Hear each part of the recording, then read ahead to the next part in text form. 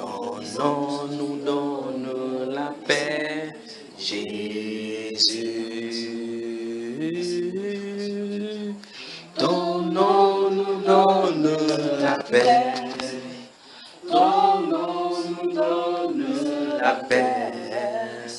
Ton nom nous donne la paix, Jésus.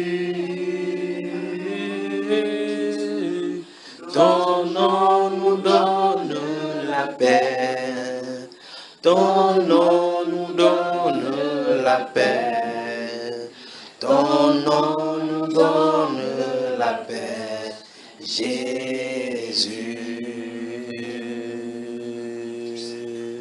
Ton nom nous donne la victoire, Jésus.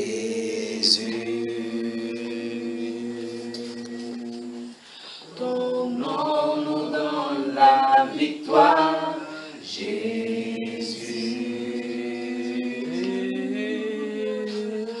Ton nom nous donne la victoire. Ton nom nous donne la victoire. Ton nom nous donne la victoire, Jésus.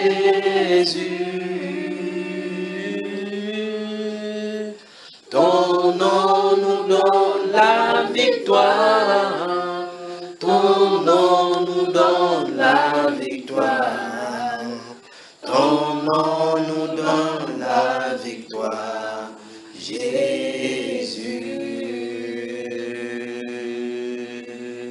Ton nom nous donne la santé, Jésus.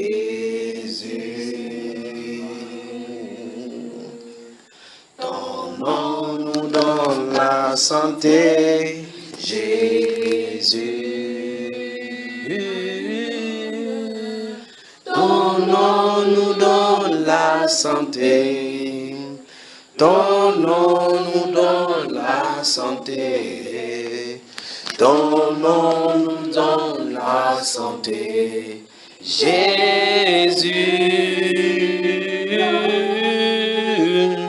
Ton nom nous donne la santé. Ton nom nous donne la santé.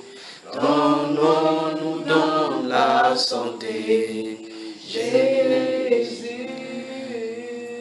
Père, merci parce que tu nous as donné ce nom glorieux, ce nom magnifique du Seigneur Yeshua, ce nom par lequel, ô Dieu de gloire, nous avons accès à toi.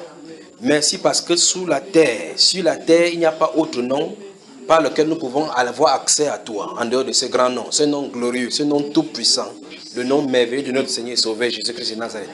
Merci parce que c'est à cause de lui que nous sommes rachetés. Merci parce que c'est à cause de son travail, le travail de son âme, que nous sommes rachetés pour te servir et pour ta gloire. Merci Père, pour l'amour dont tu nous as manifesté au travers de notre grand Seigneur et Sauveur Jésus-Christ de Nazareth. Merci pour ta grâce, pour tes faveurs. Merci Seigneur Dieu de gloire pour tout ce que tu fais dans nos vies, quand bien même nous sommes, ô Dieu de gloire, insensibles par rapport à cela.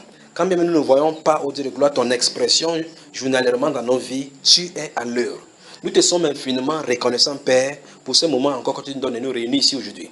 Merci parce que tu nous permets de nous prosterner au-devant de toi, ô Dieu de gloire, de tout notre cœur, de toute notre force, de toute notre pensée, pour te célébrer et pour t'adorer. Merci de nous avoir invités devant ton trône encore ce soir. Nous te soumettons, ô Dieu de gloire, nos cœurs, nos pensées sous ta direction, afin que ton esprit contrôle toutes choses de nos vies au nom de Jésus. Et je prie pour chacun ici de nous, ô Dieu de gloire, quelque domaine que ce soit, et pour tous ceux qui nous écoutent dans le monde entier, pour tous ceux-là, ô Dieu de gloire, dont le cœur n'était pas entièrement à toi, nous prions, ô Dieu de gloire, que tu les soumettes à toi au nom de Jésus-Christ de Nazareth. Merci, Père de gloire, qu'à toute fois, ô Dieu de gloire, que nous nous confions en ce nom-là, car il est écrit que le nom du Seigneur est une tour forte, et le juste s'y réfugie et se trouve en sûreté. Je me réfugie dans le nom précieux du Seigneur Jésus-Christ. Je réfugie mes pensées, mon âme, ma vie dans le nom du Seigneur Jésus-Christ. Il est mon rédempteur, il est mon Seigneur, il est mon sauveur, il est mon bouclier. En lui je me confie et je me trouve bien en sûreté. Que tout le peuple de Dieu dise Amen. Amen. Amen, amen, amen. Amen. Veuillez vous asseoir, bien aimés, veuillez nous asseoir. Que le Seigneur vous bénisse.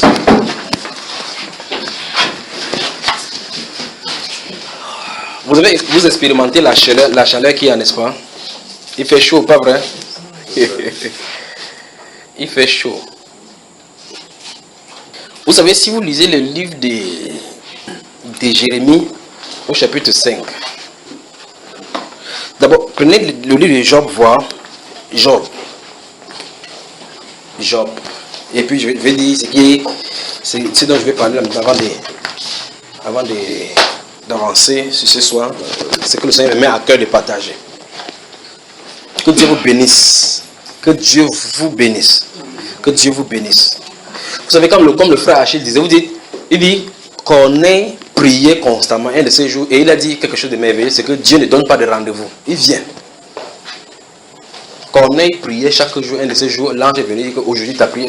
Et il a dit quelque chose, il dit qu'un jour, une heure était l'heure. Une heure était l'heure. Donc un moment précis était le moment de Dieu. Vous voyez pourquoi on doit passer la scène, n'est-ce pas? Zacharie servait Dieu avec, comme il a dit ces exemples encore, Zacharie servait le Seigneur. Malgré les difficultés, malgré ce qu'il avait, il continue à servir parce qu'un de ces jours, il a servi un autre service qui n'était pas comme le même service. C'était l'heure de Dieu. Donc, servons le Seigneur. Dans Job chapitre 38, le verset 10, qu'est-ce que ça dit, mon cher? Le verset 8 de Job chapitre 38. Verset 6. Verset 10 de Job 38.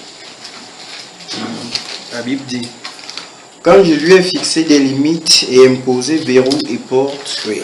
quand j'ai dit tu pourras venir jusqu'ici, Oui. tu n'iras pas plus loin. Oui. Ici s'arrêtera l'orgueil de tes vagues. Oui, continue. Depuis que tu existes, as-tu donné des ordres au matin? As-tu montré sa place à l'aurore pour qu'elle attrape les bords de la terre et que les méchants en tombent? Ouais, c'est bon. Vous savez, il a lu dans cette version de 8 secondes là.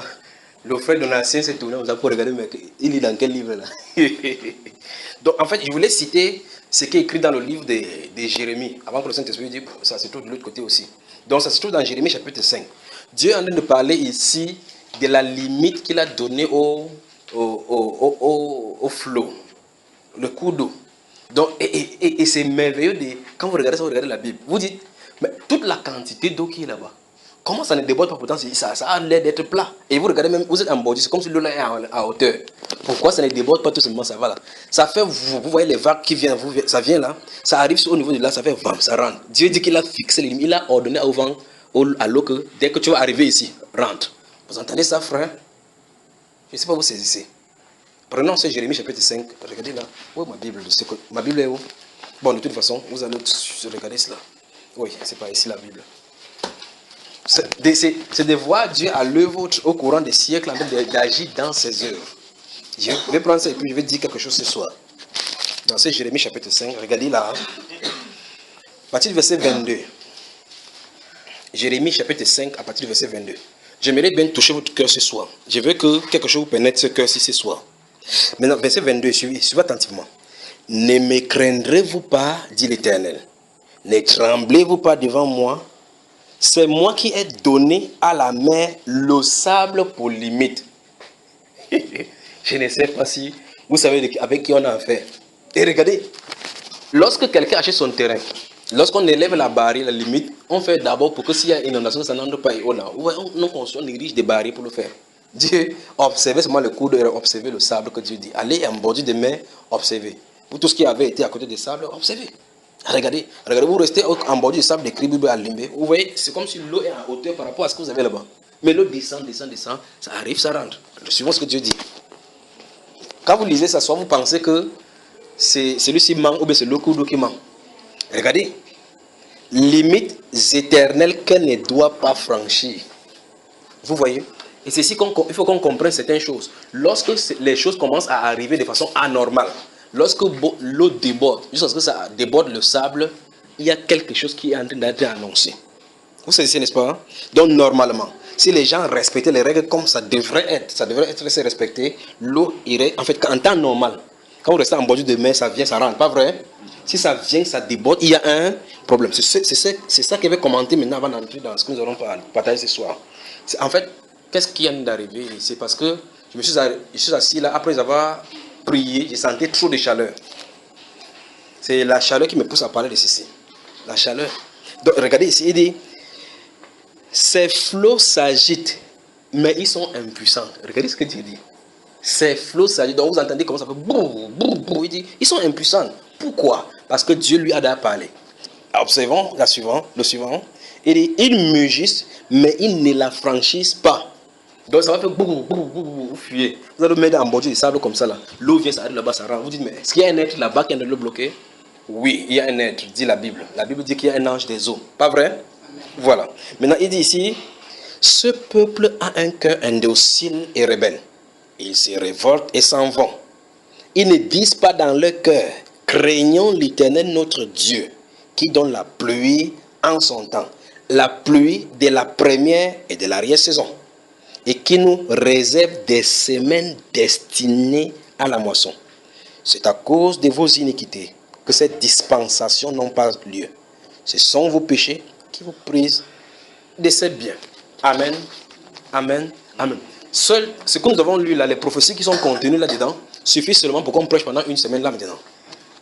Mais il veut seulement piper quelque chose. Remarquez ce qu'il a dit là-bas. Il dit, ce sont nos iniquités qui empêchent à ce qu'on expérimente. Vous savez, vous voyez la personne qui a posé la question la dernière fois. Elle est où maintenant? Je pourrais développer encore davantage ici par rapport à cela. Ce sont vos iniquités qui empêchent que cette dispensation-là vienne. Les dispensations.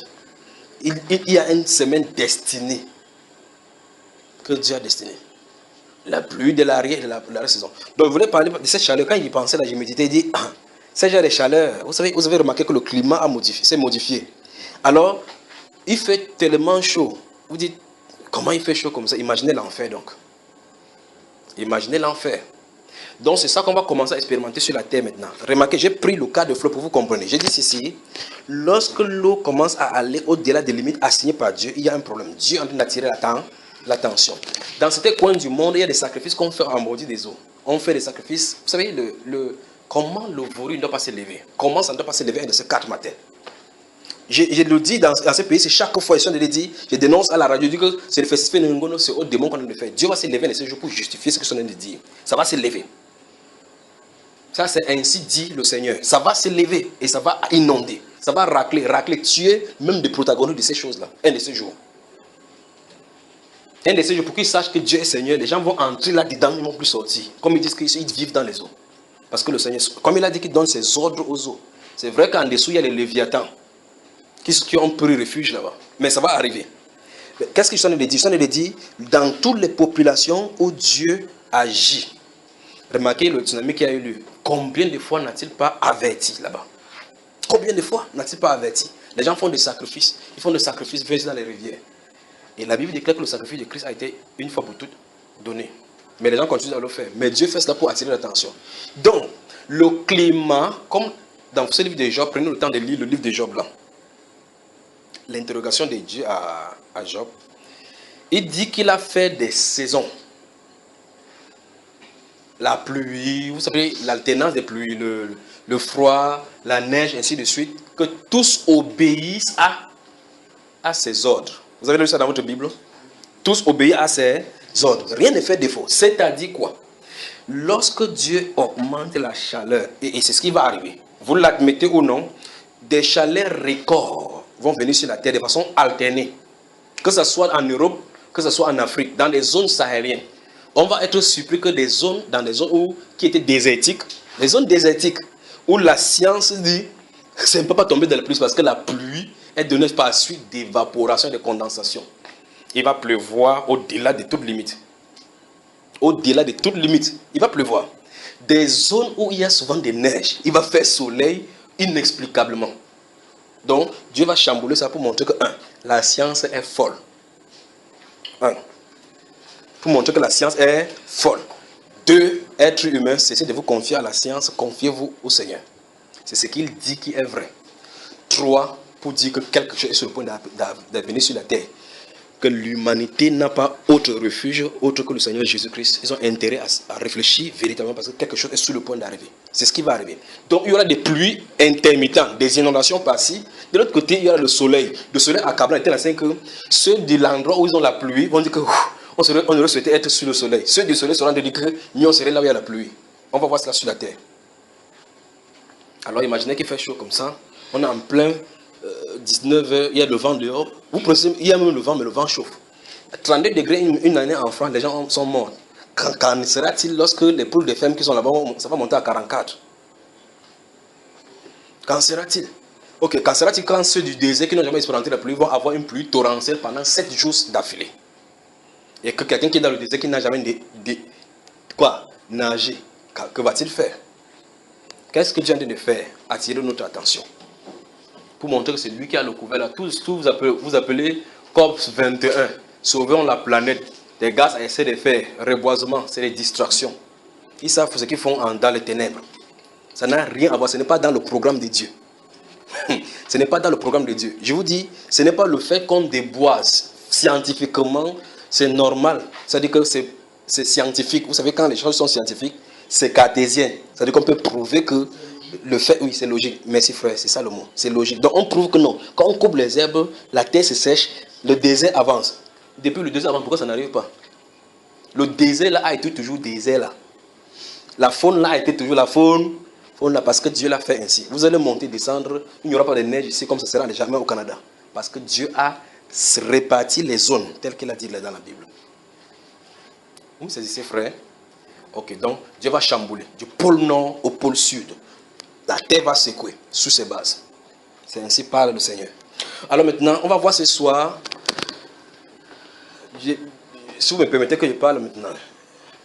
Vous savez, c'est comme le pompier. Quand le pompier fait pot, vous ne savez pas à quel moment ça va faire pot. Vous faites comme ça.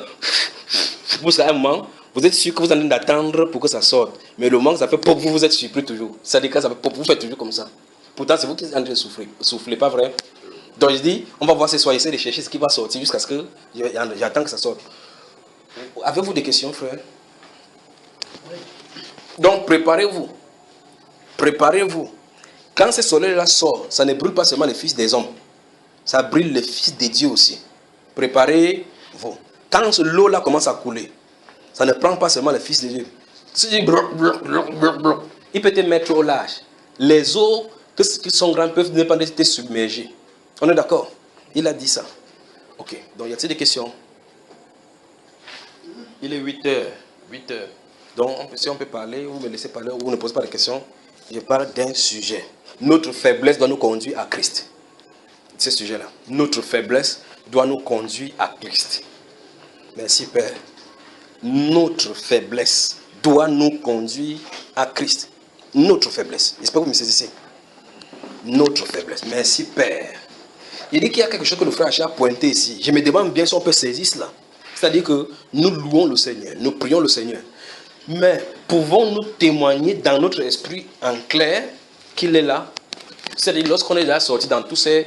Vous savez, quand les gens sont habitués à vivre dans un contexte où on fait des bruits avec les baffes, avec le piano et le micro, et quand ils s'assoient dans une maison aussi simple que celle-ci, et on a envie de parler comme ça de ces choses-ci, vous dites, qui est au milieu ou juste? Quand il se manifeste là au milieu, là, il fait des miracles, il fait des choses. Vous pensez que qui est là? Et comment on peut s'asseoir ainsi? Vous suivez la question? Pourquoi il pose la question, n'est-ce pas, mes chers frères? Est-ce que vous me suivez? Est-ce que ce soir, vous pouvez savoir qu'il se tient au milieu de nous?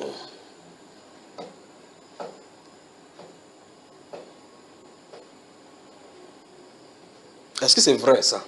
Bon, de toute façon, vous devez censé être... Même si vous ne savez pas que c'est vrai, au moins l'Écriture dit quand même que là où 2 ou 3 sont assemblés en son nom, il est au milieu. Pas vrai?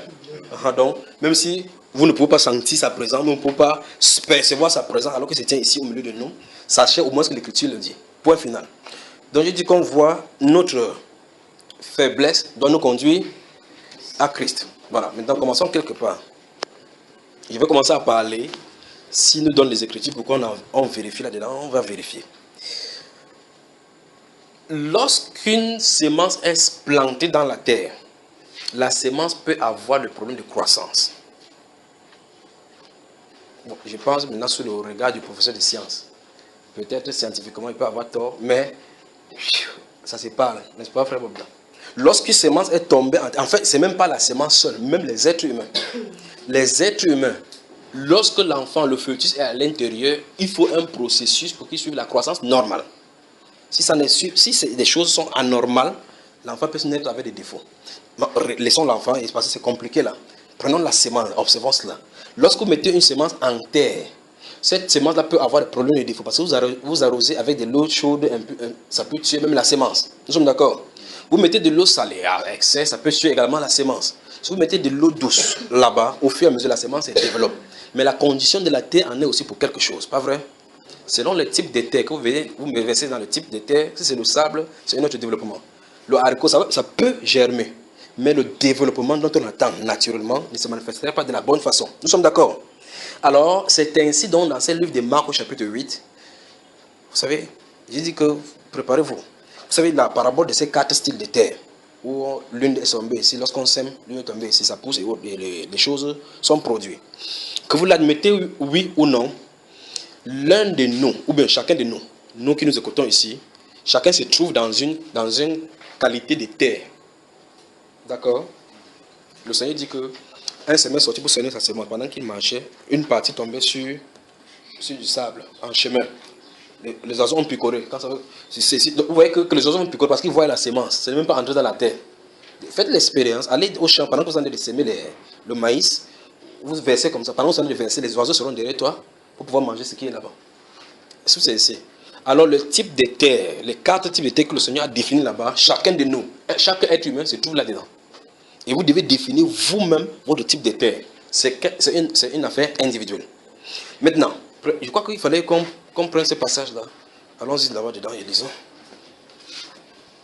C'est parabole de terre là. Allons-y dans le livre de Marc. C'est ce qui se trouve dans le livre de Marc au chapitre 4 là. Je crois que c'est ça, n'est-ce pas? Ouf! C'est pas ça. On y va. Verset chapitre 4 de Marc. Si vous êtes, je commence. Souvenez-vous, gardez bien la notion, gardez bien le titre et laissez suivant cette direction-là. Chapitre 4, à partir du verset 1. Yeshua, Jésus, s'est mis de nouveau à enseigner au bord de la mer. Une grande foule s'étant assemblée auprès de lui, il monta et s'assit dans une barque sur la mer. Toute la foule était à terre sur le rivage. Il leur renseigna beaucoup de choses en parabole et il leur dit dans son enseignement, 2 points. Écoutez, un semeur sortit pour s'aimer, vous y êtes, pour s'aimer. Comme il s'aimait, une partie de la semence tomba le long du chemin. Vous avez vu, n'est-ce pas? Le long du chemin. Les oiseaux vinrent et la mangèrent. Donc, ça veut dire que si tu vas dans le long du chemin pendant qu'on tombe là, à la récolte, tu ne verras ni que dalle. Même pas les herbes là-bas. Pas vrai, frère? Ok. Une autre partie, nous sommes au verset 5 maintenant. Une autre partie tomba dans un endroit pierreux. Vous avez vu cela? Où elle n'avait pas beaucoup de terre. Elle leva aussitôt parce qu'elle ne trouva pas un sol profond. Vous avez vu? J'aimerais que vous souligniez sol profond. La Bible déclare que c'était pierreux. Remarquez bien, il dit cette style de terre était pierreuse. Mais le problème de ce style, c'est parce qu'il n'y avait pas de terre qui était en profondeur, n'est-ce pas? Vous y êtes? Ok. Si vous êtes fatigué, j'arrête comme ça, on travaille la prochaine fois. Mais je veux qu'on entre ici. On avance là, verset 6. Mais quand le soleil, je crois que j'ai sauté là. Verset 5, c'est ça? Oui. Où elle n'avait pas beaucoup de terre. Elle leva aussitôt parce qu'elle ne trouva pas un sol profond. Mais quand le soleil parut, elle fut brûlée et sécha. Pourquoi? Parce que sa racine n'était pas entrée en profondeur, n'est-ce pas? Elle ne percevait pas bien l'eau. Maintenant, faute des racines, vous avez vu, n'est-ce pas? Verset 7. Une autre partie tomba parmi les épines. Je vais entourer le verset 7. Une autre partie tomba parmi les épines. Verset 7 là. Les épines montèrent et étouffèrent et elle ne donna point de fruits. J'aimerais que vous souligniez encore cela. Regardez, oh mon Dieu Père. Je ne sais pas si dans la parabole, je ne me souviens même plus de ceci. Je ne sais pas si le Seigneur a donné l'interprétation de cela. Wow, je crois qu'il a donné l'interprétation de cette parabole. Mais observons ce verset 7, c'est pendant qu'on est en train de regarder ceci. Il dit que lorsqu'on a versé, observez, visualisez cela. Lorsqu'on a versé la semence, là, on a planté là, avec les épines, on dit que pendant que la... Écoutez très attentivement, percevez ceci. Pendant que... Oh mon Dieu. Pendant que la semence a germé, ce qu'on a planté, n'est-ce pas? Ce qu'on a semé a commencé à pousser. Vous savez, les épines, quand ça pousse, il y a les épines partout. Alors ça empêche, vous savez, ça fait obstruction. Et remarquez très bien que ce sont les herbes qui sont plus nombreuses même que les vraies semences. Alors il dit que pendant que ça poussait, les épines aussi ont poussé, commençaient à étouffer. Observez seulement. Qu'est-ce que Dieu veut dire? Dieu veut dire que chaque fois, écoutez très attentivement maintenant, je veux votre attention. Chaque fois que vous allez écouter la parole, chaque fois que vous allez écouter la parole, souvenez-vous des épines, des obstacles à cette parole que vous avez écoutée seront grandissantes. Chaque fois. Chaque fois que vous allez écouter la parole, si vous écoutez l'enseignement de nouveau, n'importe quel enseignement de nouveau, il y aura, c'est ce qu'il a dit là maintenant, chaque fois, il y aura des obstacles pour pouvoir étouffer. Lisons là. Oh mon Dieu, verset 7. Une autre partie tomba parmi les épines. C'est-à-dire, tu écoutes la parole de Dieu au milieu des problèmes. Tu écoutes aujourd'hui, tu prends la détermination que je vais marcher avec Dieu. Quand tu rentres là, les problèmes multiplient. Les problèmes multiplient. Les difficultés multiplient. Mais comment ça arrive? Pourquoi? Je suis en train d'insister sur ce verset 7, c'est parce que tant qu'on n'a pas perçu ces choses-ci, on sera dicté par ces conditions, par les épines qui sont en train de nous piquer là-bas. Suivez attentivement. Je veux que vous suivez. Si je parle et que ce n'est pas clair, vous me dites que je parle autrement pour que vous saisissiez. Au moins vous, ici vous êtes devant moi, donc je suis obligé de vous expliquer pour que vous saisissiez. Lorsque vous écoutez la parole, le but normal de chaque cœur qui aime le Seigneur, c'est obéir. C'est de marcher d'après cette parole. C'est de vivre cette parole et souhaiter que cette parole-là prenne vie en nous. C'est pas ça, hein? Chaque personne le fait. Mais le problème, c'est, je suis au verset 7. Qu'est-ce qui arrive? Dieu nous révèle ici que lorsque ces paroles entrent, pendant que ça pousse, l'épine aussi pousse. Et l'expérience, là, c'est physique, nous montre que lorsque vous semez le maïs, ça sort une tige. Quand l'épine pousse, les branches commencent à sortir pour bloquer des parts et d'autres. L'épine ne sort pas comme ça, là, non. Ça sort dans tous les côtés. Donc, la feuille qui va sortir là-bas, l'épine bloque. La feuille qui va sortir là-bas, l'épine bloque. Vous me saisissez? C'est-à-dire que quoi? Ça veut dire que les obstacles, chaque fois que vous écoutez les paroles, des difficultés à faire manifester ces paroles-là naissent de toutes parts. C'est ce que Dieu a dit. J'arrive quelque part. Je veux que vous saisissiez. Et donc, Satan, si on n'a pas focalisé pour saisir bien ces choses-ci, Satan utilise ces choses pour nous distraire. Comment? Au lieu de se concentrer sur cette parole qui doit grandir, on lâche la parole, on se concentre sur les épines. C'est là le vrai problème. Alors, ces épines, entre guillemets, ces épines commencent donc à dicter notre orientation spirituelle. C'est-à-dire qu'on prie en fonction de cela.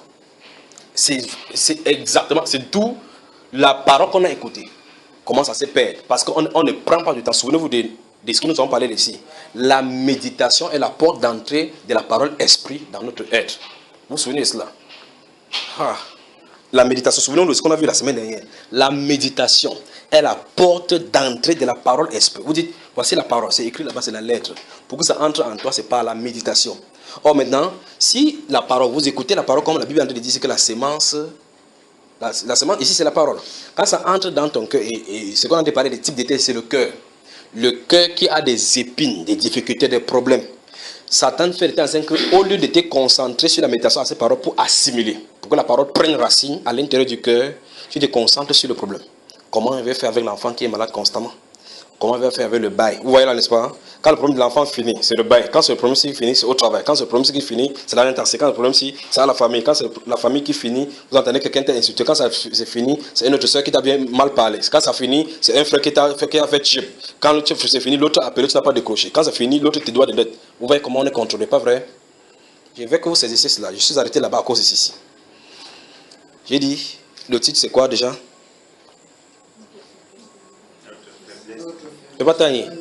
On est ensemble. Tu cherches ton bord comment? Tu ne cherches pas le bord. Hein? Ok, le titre c'est quoi? Notre faiblesse doit nous conduire à Christ. À Christ. Ok, regardez bien ce verset 7. La Bible nous déclare donc quand la sémence est sémée. Quand la sémence est sémée, pendant que ça croît, les épines aussi croissent. Donc, le type de terre c'est le cœur. Donc les épines même ont leurs racines où? Dans le cœur. Dans le cœur. Donc les épines ont leurs racines dans le cœur. Si ça pousse à partir du cœur. C'est pour ça que le Seigneur a donné plusieurs injonctions en disant garde ton cœur plus que tout, car c'est de lui que vient les sources de la vie. Pas vrai? Et quand il a vu que tu ne peux pas toi-même garder ton cœur, il a dit mon fils, donne-moi. Et c'est donner ça qui est difficile. Vous savez pourquoi? Parce que si on donne, il touche notre ego. Il touche ce que nous ne voulons pas. Il touche ce que c'est naturel dans l'être humain. Je vous ai dit, quand il venait de croire là, quand il y avait ces 3 filles là devant moi, quand, vous savez, ces doigts-ci, il n'oubliait jamais ces doigts-ci. Et me met comme ça, il dit, Seigneur, Seigneur, tu vois un doigt pointé sur une personne. Vous voyez l'image, d'abord, vous voyez le doigt pointé sur elle. Il ne parle pas. Il montre seulement, tu sais exactement ce qu'il veut dire. Seigneur, oh Seigneur, pointe sur elle comme ça, tu dois t'en dégager. Donc, tu vois la main, le doigt pointé, tu comprends le message. Vous savez de quoi ils sont de parler, pas vrai? Ils sont de parler de nos égos. C'est-à-dire que si nous donnons notre cœur au Seigneur, comme il a dit, mon fils, donne-moi ton cœur. Quand tu donnes ton cœur à Dieu, certaines personnes disent, Seigneur, prends ceci, mais ne touche pas ceci. Il donne l'injonction à Dieu que Dieu ne touche pas. Et après, on l'appelle Seigneur. Alors, il me met là, je sens de prier. Oh Père, vous dites Père, quand il se présente, il fait comme ça. C'est pour dire que, pourquoi tu m'appelles? Enlève cet obstacle. Vous savez, quand cette vision-là vient, tu as comme l'impression que c'est parce que tu es dans cette direction-ci. Tu fuis, tu te tournes comme ça, le même doigt est là pointé. Et tu vois la même personne. C'est comme si on a déporté cet autre endroit, vous venez mettre ici. Tu comprends que c'est dans ton esprit que la vision se trouve. Alors je me lève là résolu, je dis Seigneur, il m'en va. Préviens l'appeler, dis, tu vois comme ça. Voilà, c'est là le cœur là maintenant. Tu sais, tout le monde, tu la regardes, elle est encore belle, tu tournes comme ça, tu ne me regardes pas. Que Seigneur, tu ne peux pas faire que tu transformes son cœur pour que ce soit elle. Alors que c'était grâce dont il était question qui devait venir. Alléluia. Grâce.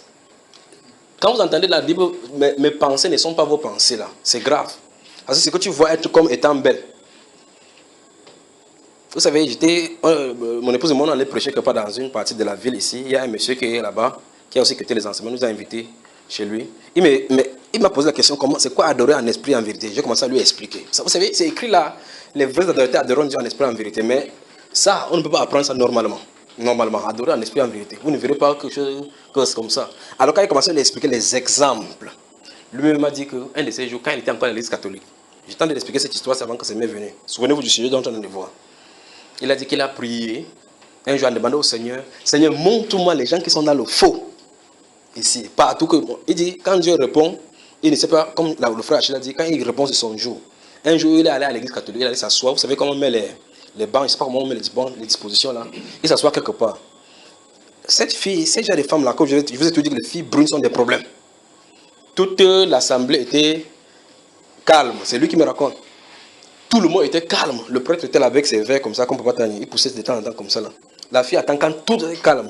On entend pa, pa, pa, pa. Vous savez les crocs de Baphomet là. Tout le monde fait comme ça. Dans la direction que pa, pa, sort. Elle sort, elle balance comme ça. Mouf. Regarde. Va en enfer. Tout le monde l'accompagne comme ça, l'accompagne comme ça, l'accompagne comme ça. Elle s'assoit et elle s'assoit en face de ses papas là. Le papa là, après le prêtre a fait, il a continué. Il faisait même les erreurs parce que la fille elle avait déjà troublé. Qu'est-ce qui se passe? Après, le papa il dit, c'est un papa. Je peux prendre ce témoignage pour vrai parce que c'est quelqu'un qui est sérieux avec le Seigneur. Il dit qu'il s'est tourné dans cette direction là-bas.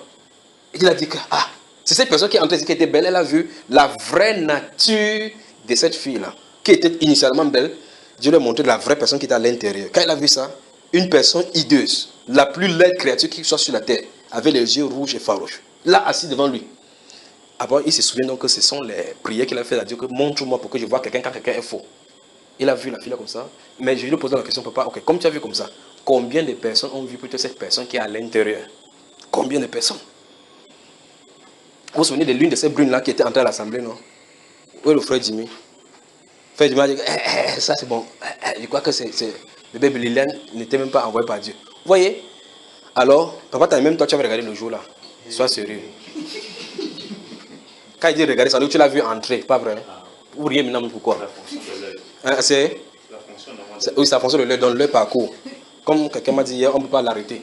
Ça passe seulement, ça regarde, il faut seulement contrôler ce que ça regarde, n'est-ce pas? Voilà. Alors elle est entrée comme ça, elle est brune, elle est comme ça là. Alors vous avancez là, vous dites, ce n'est pas à toi qui m'adresse, m'adresse à celle qui est là-dedans. Alors quand vous vous tournez le visage de cette personne, vous voyez quoi? Il dit physiquement. Souvenez-vous, notre faiblesse doit nous conduire à Christ. Notre faiblesse doit nous conduire à Christ. Quand le Seigneur dit, donne-moi ton cœur, vous dites, je vais aller donner mon cœur, mais vous savez très bien qu'il y a des choses qu'on est en train de garder, des choses qu'on est en train de chérir à l'intérieur. Ce sont ces choses qui créent des problèmes. Ça, c'est ça qu'il dit, les racines des épines se trouvent à l'intérieur. Et de la même façon, comme c'est le cancer, lorsque ça monte sur le corps, ces parties du corps là, ces parties des chairs, Vous touchez ça, ça vous fait mal. Vous savez ça, si vous touchez ça, ça vous fait mal. Si vous coupez ça mal, ça peut vous créer des problèmes. Parce que ça touche, sinon la majorité des substances, c'est ça même, les bonnes substances du corps, c'est ça que ça suce lui. Je suis allé quelque part. De telle enseigne que quand on touche ça, vous avez comme l'impression que c'est votre chair qu'on a enlevé. En fait, c'est votre chair, mais c'est un autre corps étranger qui s'y trouve. Il dit le cancer. Lorsque ça touche votre corps, ça commence à développer. À un moment donné, ça devient familier avec votre corps, de telle enseigne que votre cerveau reconnaît cela en cette position. Si on coupe cela, ça vous touche. C'est ainsi ces choses-là dans notre cœur, ces épines-là. Ça touche notre être propre, en l'enlevant, on a l'impression que c'est une partie de nous. C'est-à-dire que c'est comme si c'était nos désirs. Comme si c'était nos désirs. Mais pourtant, ce sont les envies qui sont enfouies là. C'est ça qui pousse avec la parole qui est sémée. Souvenez-vous, le Seigneur qui a dit cela dans le livre de Luc, qu'on fasse attention que les choses là, c'est pas les choses dans notre cœur là, que ça ne vient pas nous apaisantir. Pas vrai? Hein, mes chers amis? Ok. Donc, souvenez-vous de ces paroles, c'est de Matthieu, Marc chapitre 4, verset 7. La parole entre, ça va pousser, la sémence de cette chose-là aussi, les épines là, poussent ensemble. Et qu'est-ce que le Seigneur dit là? Il dit que lorsque la sémence entre, quand la parole, vous écoutez la parole, c'est ce que le Seigneur dit là maintenant. Lorsque la parole entre, les difficultés se multiplient pour faire que cette parole que vous avez entendue ne fructifie pas. Il dit, la tactique de Satan, c'est faire concentrer les gens sur les difficultés alentour, au lieu de la méditation de la parole, pour faire asseoir la parole là dans leur être. C'est ce que le Seigneur dit là maintenant. Il dit, c'est ce qu'il avait dit dans ce livre de Marc chapitre 4, verset 7. On écoute la parole entre dans le cœur. Vous sentez le cœur est réjoui. Vous dites, je prends les résolutions maintenant pour sortir. Quand tu sors, tu arrives à bam, première difficulté. Et puis la parole est partie. Pourquoi? Parce qu'on doit prendre cela à cœur. On doit prendre cela à cœur. Notre cœur ne vibrait-il pas au-dedans de nous lorsqu'il nous partons en chemin? Le cœur vibre au-dedans. On parle le cœur comme ça. On peut le cœur comme ça là. Parce que quoi? Le Saint-Esprit qui est à l'intérieur ponctue par Amen. Amen. Parce que tout est en ordre. Ça s'arrange de façon automatique. Mais quand vous restez, vous dites, qu'est-ce qui ne va pas? Avançons ici, verset 8.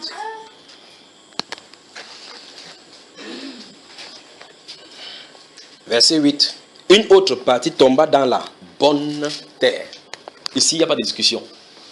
Bonne terre. Elle donnait du fruit qui montait et croissait. Et elle rapporta 30, 60 et 100 pour un. Puis il dit, verset 9, ouais, que celui qui a des oreilles pour entendre, entendre.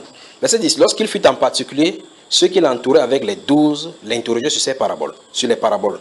Il leur dit, c'est à vous qu'a été donné le mystère du royaume de Dieu. Mais pour ceux qui sont dehors, tout se passe en parabole. Ça, c'est notre domaine de la prédication. On ne doit pas toucher ça de ces jours. On va toucher notre domaine là. Mais je vais toucher le domaine du fait que notre faiblesse doit nous conduire à Christ. Reconnaissant donc une partie de cette terre-ci, c'est-à-dire que l'explication des paraboles, vous savez de quoi il est question. Si vous ne savez pas, lisez la suite, vous allez savoir de quoi il est question. Il s'agit de différents types de cœurs et les paroles qui entrent. Donc, Dieu nous montre premièrement dans ces paraboles-là que ce n'est pas la parole qui entre qui est le problème. C'est le style de cœur, le style de terre qui accueille la parole qui est le problème. Nous sommes d'accord?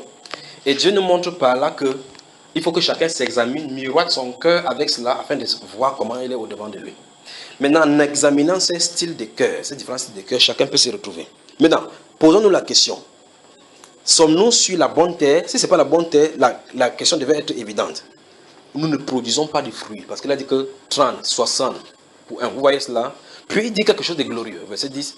Il dit que ceux qui ont des oreilles pour entendre, entendre. Chacun touche ses oreilles, je vois. Vous convenez avec moi que vous avez les oreilles. Vous convenez avec moi que je viens de lire, vous avez entendu. Il veut dire comprendre. Puisque tous ceux qui avaient été là-bas avaient des oreilles. Et tous ceux qui étaient là-bas avaient entendu. Mais la compréhension de ces paraboles-ci est donnée aux disciples. Et il dit là clairement que pour ceux de l'extérieur, c'est en parabole.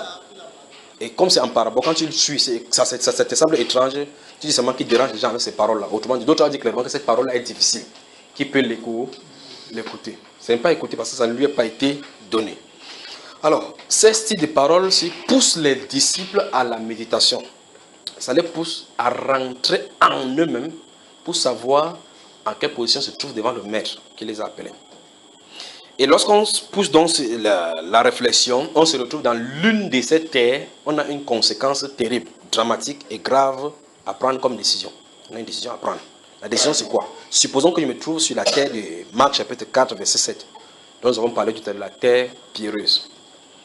Alors, qu'est-ce que Dieu veut faire? Souvenez-vous de cette parole. Notre faiblesse doit nous conduire à Christ. Ça veut dire que sur mon cœur se trouvent des talons et des fondations, des épines dont il va falloir défricher, nous sinon enlever. Il y a des styles des herbes que vous passez de la machette là, ça sort directement avec la racine. D'autres vous coupez, pom, vous entendez la machette, ça fait pop. L'herbe vous regarde comme ça. Vous tapez, pop, ça vous regarde comme ça là.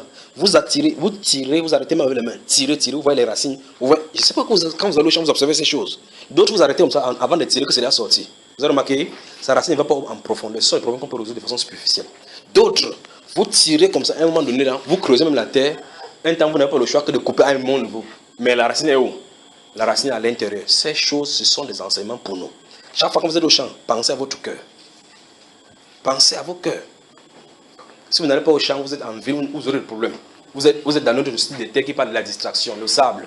C'est là-bas où vous êtes. Mais le champ, c'est pour nous là maintenant. Le champ, c'est là où vous entendez ces choses-là. Alors donc, j'ai dit donc, prenons position au chapitre 4, le verset 7. Supposons que nous nous y trouvons. Pas vrai? J'ai dit, notre faiblesse doit nous conduire à Christ. Quand l'apôtre Paul a reconnu dans ses 2 Corinthiens chapitre 12 qu'il avait une faiblesse dans sa chair, qu'a-t-il fait? 3 fois. Quand l'apôtre Paul a constaté quelque chose le dérangeait dans sa chair, il est allé vers le Seigneur. Quand l'apôtre Paul a constaté qu'il avait un problème, il est allé vers le Seigneur. La plus grave des erreurs qu'on ne devrait pas faire, c'est confier dans les capacités humaines à résoudre ces problèmes-ci. Ces problèmes ont été installés dans nos cœurs, dans nos vies, par la société construite autour de nous, sans notre volonté. J'ai dit, s'il vous plaît, si je parle, vous ne me saisissez pas, vous me dites que je répète vraiment, que je dise autrement que vous saisissez. Nous avons grandi dans l'atmosphère avec ces choses-là qui ont été plantées en nous. Vous me suivez, n'est-ce pas? Nous avons grandi avec ces choses-là, grandi avec certaines habitudes, grandi avec certains comportements, ça se trouve à l'intérieur. Ce qui fait que les aspirations... Vous êtes à l'école, à l'âge de 10 ans, le professeur vous dit, vous voulez être quoi demain? Je souhaite être avocat, je souhaite être ceci, je souhaite être ministre, je souhaite être président de la République. Dans une salle, il y a 4 présidents. Il dit qu'il veut être président. Vous voyez que c'est voilà les gens qui ont divisé le pays. Alors qu'est-ce qu'on commence à grandir? On commence à grandir avec certaines aspirations, certaines orientations. Et les parents ne sont pas en reste. Le parent souhaiterait que son enfant fréquente à l'université d'Harvard. L'autre souhaiterait c'est pour faire la compétition. Alors on impose des choses dans ta vie sans la volonté de Dieu. L'enfant commence à grandir avec toutes ces choses-là à l'intérieur de lui, forgées là-bas. Sans que personne ne demande, Seigneur, que veux-tu que cet enfant s'y fasse? Alors quand on forge tout cela, j'essaie au mieux, avec le langage simple, pour vous expliquer ce que je veux dire. Ces choses qui sont à l'intérieur, l'homme ne peut pas enlever cela. C'est pour ça que quand les enfants commencent à se fréquenter à l'extérieur, à un moment donné, ils entrent dans la dérive. Tu vas beau parler, ne pas parler, comme un temps, la formule, la liberté ne se donne pas, elle s'arrache. Se démontre devant de toi et tu n'as plus la puissance. Pourquoi? Ce n'est pas la personne qui a le problème. Quelque chose est planté là-dedans. C'est le Seigneur qui doit enlever cela. Donc, essayer d'échafauder les plans de sortie, des solutions de sortie pour enlever cela, ce sera de perdre de temps. C'est devant le Seigneur, c'est uniquement lui qui résout cela. Notre faiblesse doit nous conduire devant le Seigneur. Notre faiblesse doit nous conduire. C'est-à-dire que nous devons comprendre que notre faiblesse, c'est par là que le Seigneur passe pour se manifester puissamment dans nos vies. Je sais que vous me suivez. Je vais commencer maintenant à développer dans la parole pour que vous saisissiez. Si vous lisez vos livres de 1 Jean au chapitre 2, dans 1 Jean, le premier épître de Jean, chapitre 2 à partir du verset 1, il dit, mais petits enfants, je vous écris afin que vous ne péchiez point. Il s'adresse aux enfants de Dieu ici. Mais si quelqu'un a péché, nous avons un avocat auprès du Père, Jésus-Christ le juste. Il est lui-même une victime expiatoire pour nos péchés. Et non seulement pour les nôtres, mais pour ceux du monde entier. C'est-à-dire que le monde est dans le péché sans savoir que Christ a payé pour. Je veux que vous saisissiez là, je vais en venir en un point là maintenant. Il dit, mes petits enfants, je vous écris afin que vous ne péchiez point. Nous sommes au chapitre 2. Le chapitre 3 va dire autre chose maintenant par rapport à ceux qui sont martyrs. Mais si quelqu'un a péché, je vous écris afin que vous ne péchiez point. Vous ne devrez pas pécher. Mais si quelqu'un a péché, qu'est-ce qui fait que quelqu'un pêche alors qu'il ne devrait pas pécher? Les faiblesses. Les faiblesses. Nous sommes assujettis dans les faiblesses. Voilà la nécessité pour laquelle... C'est pour ça que vous pouvez voir l'apôtre pour s'abandonner totalement à Christ. Parce qu'il faut que tant qu'il bat les ailes par lui-même, il ne peut pas réussir. Il faut que c'est Christ qui vive en lui. Il faut que ce soit lui qui s'exprime. Alors nous devons indiquer, essayer de sonder par l'esprit ce soir, quelles sont les indications dans nos vies pour montrer que, pour savoir si oui ou non il y a des faiblesses. D'abord, s'il n'y a pas de fruits là qui se produisent, vous savez effectivement qu'il y a quelque chose qui ne va pas sur votre cœur. Nous sommes d'accord dessus. Nous sommes d'accord, n'est-ce pas, bien-aimés sœurs et frères? Souvenez-vous encore chaque fois, n'arrêtez pas ceci. Notre faiblesse doit nous conduire à Christ. Pour que ta faiblesse se conduise à Christ, il faut que tu saches quelles sont ses faiblesses. L'apôtre Paul savait les siennes. Il dit, il a constaté que dans sa chair, il y avait une écharpe. Un ange du Seigneur qui le souffletait pour l'empêcher de s'enorgueillir. Il dit qu'il a prié 3 fois. Prié. Et il dit le pourquoi il priait le Seigneur. Il dit, Seigneur, éloigne-le de moi. Parce que c'est un handicap. Dieu, pour lui, a dit cet handicap est là effectivement pour mon but. Si vous comprenez. Après il dit que ma puissance se révèle dans vos faiblesses. Alors, maintenant vous allez voir donc les chrétiens, et c'est là où nous nous trouvons maintenant en plein dans les chrétiens de ce siècle. Souvenez-vous de Marc chapitre 4, je ne sais pas pourquoi le Seigneur nous a arrêtés là-bas. Marc chapitre 4, verset 7. Nous nous trouvons au 21e siècle. Nous trouvons au 21e siècle où Satan donc a échafaudé les choses extérieures et intérieures. Tout ce que vous voyez dans le monde maintenant, et c'est pas moi qui le dis, je le cite là maintenant, et puis ça se trouve dans la Bible, tout ce que vous voyez dans le monde là maintenant n'est que le produit de la convoitise humaine. Tout. Parce que ce sont les choses qui plaisent aux yeux. Lorsque les périodes de Noël arrivent, vous voyez comment on arrange les carrefours, on met les guirlandes là-bas avec les choses vert, rouge, jaune et autres brillants. La nuit, tu restes dans les dans ça là. Même quand tu ne fêtes pas Noël, ça te fait quand même quelque chose dans le cœur. Pas vrai, frère? Pas vrai, frère? La convoitise des yeux. L'orgueil de la vie. Il n'aimait point le monde, ni les choses qui sont dans le monde. Si quelqu'un aime le monde, l'amour du Père n'est point en lui. Car tout ce qui est dans le monde, la convoitise des yeux et l'orgueil de la vie, ne vient point du Père, mais vient du monde. Et le monde passe et sa convoitise aussi. Mais celui qui fait de la volonté du Père demeure éternellement, dit la Bible.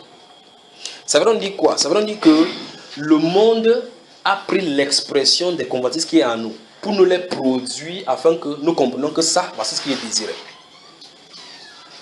Vous saisissez, frère? Le monde, vous savez, quand vous faites le marketing, les gens passent à la maison. Vous dites, on vous donne des questionnaires, vous remplissez, vous ne savez pas à quoi vous en êtes rempli.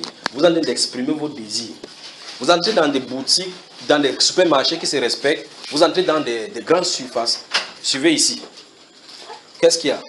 Vous entrez dans les surfaces, vous voyez, on met boîte à suggestion. Vous allez dans des banques, on met des carnets de services là-bas. Comment vous voudrez qu'on vous serve plus tard? Vous remplissez sans vous en rendre compte. Les expressions de ce que vous exprimez sur cette feuille-là sont étudiées et reproduites plus tard. Tu viens dans ces services plus tard, tu vois ce que tu avais dit dans la boîte à suggestion. Tu vois ce qu'on avait fait, on a pris ça en considération. Pourquoi? Pour gagner le grand nombre.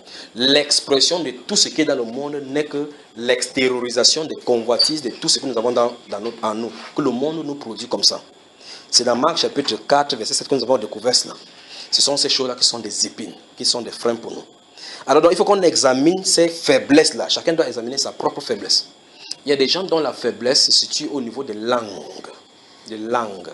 Donc la faiblesse, c'est la langue. En voyant qu'il a menti, il a insulté. C'est la faiblesse, c'est sa faiblesse là-bas. Et la Bible déclare que si quelqu'un tient sa langue en bride, c'est un homme qui peut parfaitement maîtriser tout son corps. C'est un autre sujet là-bas, nous avons en parlé. Comment être délivré du péché de la langue. Notez cela. Comment être délivré du péché de la langue. Notez cela et rappelez. Merci Père. Waouh, on avance là. Comment être délivré du péché de la langue.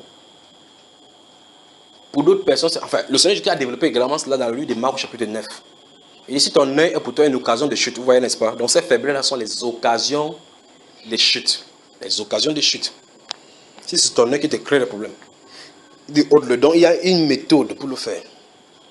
Notez également 1 Corinthiens chapitre 3, les 5 premiers versets. 1 Corinthiens chapitre 3, les 5 premiers versets. Ainsi que les 5 premiers versets de Hébreux 5. Les 5 premiers versets des Hébreux 5 et les 5 premiers versets de 1 Corinthiens 3. Je vous dis, on va en parler. Puis notez également le fameux verset que vous connaissez, tous nous connaissons. Galates chapitre 5, verset 16 à 22. Lorsque l'apôtre Pierre a remarqué la faiblesse de sa chair, dans le livre de Luc au chapitre 5, lorsque le Seigneur l'a rencontré dans le bateau, dans le canot là, alors qu'il essaie de se débattre toute la nuit pour tirer le filet, la vue de poisson. Lorsque il a remarqué la personne qui se tenait devant lui, il se sentait indigne. Mais remarquez ce que le Seigneur Jésus a fait. Le Seigneur Jésus a attiré vers lui. Pas vrai? Le Seigneur Jésus l'a attiré vers lui. Ah Seigneur, éloigne-toi de moi, je suis qu'un pécheur. Qu'est-ce qu'il a reconnu là? Il dit Galates chapitre 5, verset 16 à 22. Je vais citer cela, vous connaissez, parce que vous connaissez, qu'on a quelque part. Notez également dans Romains chapitre 8, verset 1 à 14. Romains chapitre 8, verset 1 à 14. Il dit que vous prenez Hébreux chapitre 5, les 5 premiers versets, dans le verset 1 à 5. 1 Corinthiens chapitre 3, verset 1 à 5 aussi. Je vais les citer, vu que vous allez lire à la maison. C'est plein, je suis en train d'arriver. Donc, il dit donc dans le livre de Luc au chapitre 5, si vous voyez l'appel des premiers disciples, là, des apôtres Pierre et autres, lorsqu'ils vont passer toute la nuit sans péché et que le Seigneur va venir leur dire de jeter le filet, d'avancer en haute mer et jeter le filet, quand ils vont jeter, l'apôtre Pierre va se rendre compte que quelque chose s'est passé dans son être. Il dit que Seigneur, éloigne-toi de moi car je suis un pécheur. Il reconnaît sa faiblesse et il veut que le Seigneur quitte.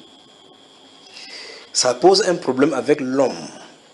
Lorsque voici le Seigneur qui sauve des pécheurs, sauve les pécheurs, et que tu te dis que Seigneur, quitte ma voie, moi je suis un pécheur, tu comptes aller où avec ces péchés? C'est pour ça qu'il dit que nos faiblesses doivent nous conduire plutôt à Christ. Beaucoup de chrétiens se battent dans le péché. C'est déjà un problème, on a résolu ça ici. Lorsque nous parlons de résolvons le problème profond dans nos vies, pas vrai? Beaucoup de personnes se battent dans le péché, c'est-à-dire que essaient de s'en sortir par rapport au péché. Et nous avons vu dans cet enseignement-là la solution que le Seigneur a pourvue. Beaucoup de personnes se battent dans ce péché, beaucoup de personnes. Mais le plus grave, ce n'est pas ceux qui se battent. Le plus grave, ce sont ceux qui ne sont pas conscients qu'ils sont dans cet état. C'est le plus grave là-bas. C'est la mort seulement, mon frère. C'est-à-dire que tu ne sais pas que tu as des faiblesses. Si tu ne sais pas que tu as des faiblesses, c'est qu'il y a un problème. Souvenons-nous. Notre faiblesse ne doit pas nous maintenir dans notre état pour nous conduire au péché en nous justifiant que je suis faible, je suis charnel. C'est ce que j'en ai dit. Notre état de faiblesse ne doit pas nous faire rester dans notre état en disant je suis charnel, je suis charnel, je suis charnel, je n'ai pas de puissance contre cela. Ce n'est pas ce que Dieu veut pour nous dans la Bible. Dieu veut pour nous que si nous sommes dans cet état-là, nous allons vers Christ. C'est ce que Dieu veut dans la Bible. C'est ce qu'il a dit dans 1 Jean chapitre 2. Mes petits enfants, je vous écris afin que vous ne péchez point. Mais si quelqu'un a péché, il veut dire que ce n'est pas terminé. Il n'est pas en train de justifier le péché.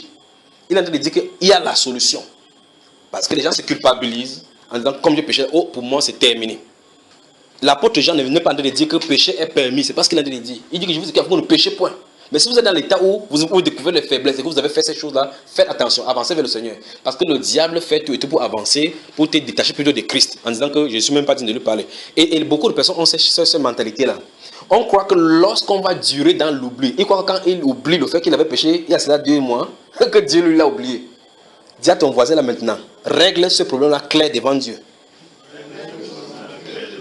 Il veut dire ceci, c'est-à-dire que tu commets un péché aujourd'hui. Vous savez, quelqu'un commet un péché, nous sommes quand aujourd'hui, nous sommes jeudi ou mercredi. Il commet le péché mercredi. Normalement, il prie avant de se dormir. Il dit qu'il priait. Il remonte au lit comme ça, il se reste tranquille. Il dit que je suis indigne de parler au Dieu. Si tu es indigne de parler dans Dieu, qui peut parler? Je veux que vous compreniez bien cela. C'est ce que l'apôtre Pierre a voulu faire avec le Seigneur dans la Luc 5. Seigneur, éloigne-toi de moi, je ne suis qu'un pécheur. Tu es un pécheur, mais il est venu chercher qui? C'est justement pour toi qu'il est venu. Il dit que je suis venu pour les brebis égarées. Qu'est-ce qui les égare? Les penchants. Enfin, pour qu'elles rentrent à la maison. Remarquez encore cette pierre-là. Lorsque Christ est mort, malgré les témoignages que les femmes leur ont donnés, personne n'a cru. Vous savez ce qu'ils ont dit? Ils sont restés comme ça. Ils ont dit, ok, qu'est-ce qu'on va faire, Jacques? Tu sais faire quoi ici dans la vie? Hein, Jacques, André, tu sais faire quoi? Il dit, c'est pas péché, non, mon frère. On sait de faire 2 choses. Ils sont rentrés encore dans l'eau. Et Jésus leur avait dit que c'était terminé. Mais qu'est-ce que le Seigneur a fait? Le Seigneur n'est pas venu les pointer du doigt en disant que je vous avais dit de ne plus passer ici à l'eau. Il a dit, ok, vous allez aller à l'eau, oui. Avez-vous quelques poissons? C'est pas ça? Hein? Il dit, venez, mais restez ici. On s'assoit là-bas, il mange. Donc, Le Seigneur est encore venu les chercher là-bas sans les culpabiliser. Observez cette femme de Jean chapitre 8. Avec elle était pécheresse, on l'avait pris en flagrant délit d'adultère. Le Christ a-t-il levé un sujet de condamnation contre elle? Ceux qui ne t'ont pas condamné, ceux qui te condamnent sont tous partis. Moi je te condamne, va et ne pêche plus. Donc sa volonté parfaite, c'est qu'on ne pêche pas. C'est ce que le Seigneur veut nous enseigner. Mais si quelqu'un a péché, imaginez seulement que si vous péchez, vous vous éloignez du Seigneur. Comme cette histoire que je t'en ai parlé, vous péchez mercredi soir. Vous dites non. Je t'en ai dit ce qui arrive aux chrétiens. Il dit qu'il se cache. Le lendemain, il fait l'effort de ne pas lire la Bible. Il ne veut pas parce qu'il sait très attentivement parce qu'il sait que les Écritures sont saintes. Dieu est saint. Mais alors maintenant, c'est sa sainteté qui nous communique sa sainteté à lui. Comment donc tu penses que quand tu vas durer là-bas, tu vas être saint et maintenant tu feras la même chose pour revenir vers lui. Dis à ton voisin maintenant, regarde quelqu'un dans les yeux alors que nous sommes ici ce soir. Pointe quelqu'un dans les yeux. Pointe ses yeux. Pointe ses yeux, le doigt comme ça. Dis si tu as des faiblesses. Ne fuis pas le Seigneur. Va vers lui. Et règle ce problème avec lui. Voilà. C'est ça qu'il faut faire. D'accord, frères et sœurs? Vous savez pourquoi vous faites les doigts comme ça? Pour que chaque fois, si vous avez ces choses-là, vous vous souvenez de ce que vous avez dit là. C'est pour cela. Parce que quand il parle comme ça, ça passe. Quand il vous fait pointer du doigt. Tu remarques la personne qui te parlait à te pointer du doigt. Que souviens-toi, je t'avais dit que quand tu fais ces choses-là, va vers Dieu. Alors maintenant, qu'est-ce qui nous pousse donc dans ces faiblesses-là régulièrement? C'est ceci, la distraction à outrance. C'est ce que le Seigneur a dit. Parce qu'il a dit que si on se laisse distraire à outrance, dans ce livre de Luc chapitre 21, les jours-là vont venir sur nous à l'improviste. La distraction, on a les distractions. Je ne peux pas commencer à citer ici là. Commencez par WhatsApp en passant par les Android. Si les empreintes finissaient, c'est que c'est déjà fini. J'ai pris que le Seigneur nous donne les doigts qu'on peut dissoudre. Oui, c'est-à-dire que si tu fais comme ça, ton doigt diminue, comme pour un lépreux. Si c'était comme ça, c'est qu'on va créer maintenant ce qu'on fait avec les pieds. La distraction. Et remarquez, pasteur, quand la Coupe d'Afrique finit, on met Coupe d'Afrique féminine. Quand ça finit, on dit que championnat de basket. Quand ça finit, on dit le championnat européen. Quand on dit c'est l'UEFA. Quand l'UEFA finit, on dit Coupe du Monde. Quand la Coupe du Monde finit, aux Jeux Olympiques. Champions League. Qu'est-ce qu'on a de faire, frère? Je veux que vous compreniez qu'il y a quelque chose de malin ici derrière. Des forteresses de distraction. Il faut que vous compreniez cela. Ok, maintenant, convertissons-nous ce temps-là. Il dit, en observant que tout ce temps que nous passons devant ces choses-là, nous convertissons cela sur les genoux. Quelle nation seront nos frères? Quel corps spirituel, quel homme intérieur serons-nous? Et là, maintenant, on pense qu'en finissant de faire 90 minutes pour un match, lorsque ça a duré, on dit, oh, le Barça a mené. Non, le match là, c'était du match du siècle. C'était le classico. Vous savez, classico. Que c'est le classico. Oui, oh, l'arbitre là m'a arrêté un bon match. Pas vrai? Mais maintenant, quand on se met ici à genoux, le frère Junior dit que prions, frère, attendons-nous au Seigneur. Mais non, mais j'ai un programme même pas 90 minutes. Dans 5 minutes, que vous allez entendre quelqu'un va se faire, frère, je ne sais pas fini. On va même poser la question, on prie même quoi devant Dieu pour longtemps? Tu parles même le quoi à Dieu. Tu parles même le quoi à Dieu. Pourquoi? Parce qu'on ne sait pas quand il y a tellement de choses à lui demander. Il y a tellement de choses à lui demander.